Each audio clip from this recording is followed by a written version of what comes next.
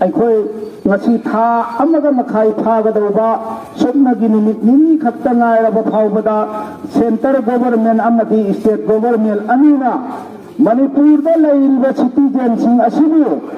ꯃꯄꯨꯡ ꯐꯥꯗꯕ ꯁꯤꯇꯤꯖꯦꯟ ꯑꯃꯒꯨꯝꯅ ꯉꯁꯤ ꯐꯥꯎꯕꯗ ꯏꯔꯥꯡ ꯑꯁꯤꯕꯨ ꯂꯣꯏꯁꯤꯟꯅꯅꯕ ꯍꯣꯠꯅꯕꯤꯗꯕ ꯍꯥꯏꯕꯁꯦ ꯑꯩꯈꯣꯏ ꯃꯅꯤꯄꯨꯔ ꯃꯤꯌꯥꯝꯕꯨ ꯃꯅꯤꯄꯨꯔꯒꯤ ꯄ꯭ꯔꯖꯥꯁꯤꯡꯕꯨ ꯁꯤꯠꯇꯕꯅꯤ ꯍꯥꯏꯅ ꯂꯧꯖꯩ ꯃꯔꯝ ꯑꯗꯨꯅ ꯑꯩꯈꯣꯏ ꯍꯧꯖꯤꯛ ꯃꯅꯤꯄꯨꯔꯒꯤ ꯐꯤꯕꯝꯗ ꯀꯥꯏꯕ ꯌꯥꯕ ꯃꯅꯤꯄꯨꯔꯒꯤ ꯁꯛꯇꯝꯗ ꯀꯥꯏꯕ ꯌꯥꯕ ꯀꯔꯤꯒꯨꯝꯕ ꯁꯤꯜꯂꯛꯂꯕꯗꯤ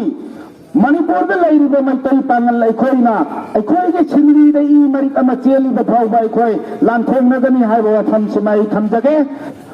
ꯃꯅꯤꯄꯨꯔꯗ ꯇꯪꯗꯨ ꯂꯩꯇꯥꯗꯕ ꯐꯤꯕꯝ ꯑꯁꯤꯅ ꯃꯅꯤꯄꯨꯔꯒꯤ ꯄ꯭ꯔꯖꯥ ꯁꯦꯛꯁꯟ ꯈꯨꯗꯤꯡꯃꯛꯇ ꯀꯝꯃ꯭ꯌꯨꯅꯤꯇꯤ ꯈꯨꯗꯤꯡꯃꯛꯇ ꯋꯥꯗꯕ꯭ꯔꯥ ꯃꯩꯇꯩ ꯈꯛꯇ ꯋꯥꯕ꯭ꯔꯥ ꯀꯨꯀꯤ ꯈꯛꯇ ꯋꯥꯕ꯭ꯔꯥ ꯅꯠꯇ꯭ꯔꯒ ꯄꯥꯡꯒꯜ ꯈꯛꯇ ꯋꯥꯕ꯭ꯔꯥ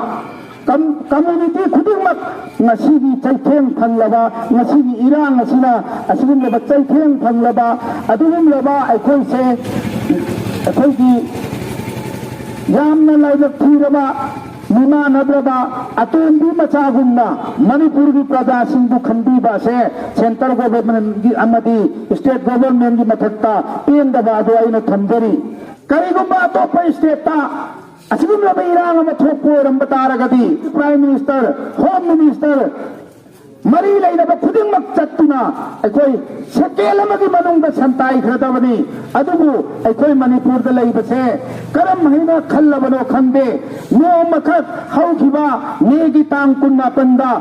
इंडिया होम मिनिस्टर लागा करीगुंबा वहाई अमा फाउबा फोंदोक्तना चनैनरगा हनखिबा अदुगा निमित 15 गी मतुंगा अमुक लाकनी हायरंबा ngasi करी तौग्रे सेंट्रल गवर्नमेंट की साहित्य ngasi मणिपुर दा थोक्लिबा इरांग असिगा मरी लैनना करीगुंबा थौदांग अमा फाउबा लवक्तबा करीगुंबा Manipur प्रजाबु मिनुंगसि उलक्तबा हायबसे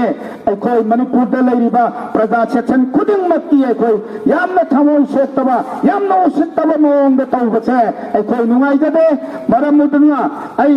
central government अमदी state government अनिमक्ता आई आफुल तौजरी मदुदी हौजी हौजी थामगा मखाई फागदबा सुबलगी नुमित निनी खत्तंगायरबा निहाल निपुन थल्लबा मणिपुर शांति लैथबा मणिपुर असिदा शांति हंदननबा होनबदा सेंटर सरकार अमदी स्टेट सरकार अनिना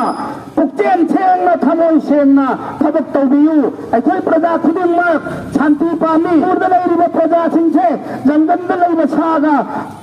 पांखक ओइना उरुरबरा खंदे ngasi सरकार असिना अचूक यामना ताथीबा मौंगदा मणिपुर की प्रजा मियाम से हानरग लोइख्रसनु मखोय मछन वाराब कांद तोखरगा मरायना फजरकनी हायबगी मौंगुम तौबसे कोई पेंदे लंबी सरोक्ता अखोयगी सेंट्रल फोर्सना करीगुंबा मणिपुर की तंपा की प्रजा मियाम दो चिन्हन मरम खरना अहिंदा लंबी द छोरोक्ता थोक्तुन लैरिबा असिगी मतेंग पांगबोइना अखोय चादबदी याते थक्तबदी याते तौरुमसु अहिंदा नुमिल हत्ता खरबा अहिंग अखोयगी नोंग हक नांद्रि फावबा अखोयगी पोचै पुरगा चटपा असि तौबीदनो केंद्र ना थमजरबदा अखोय शांति से बाहर की सिदाय लेसात ओइ मारू ममो बामी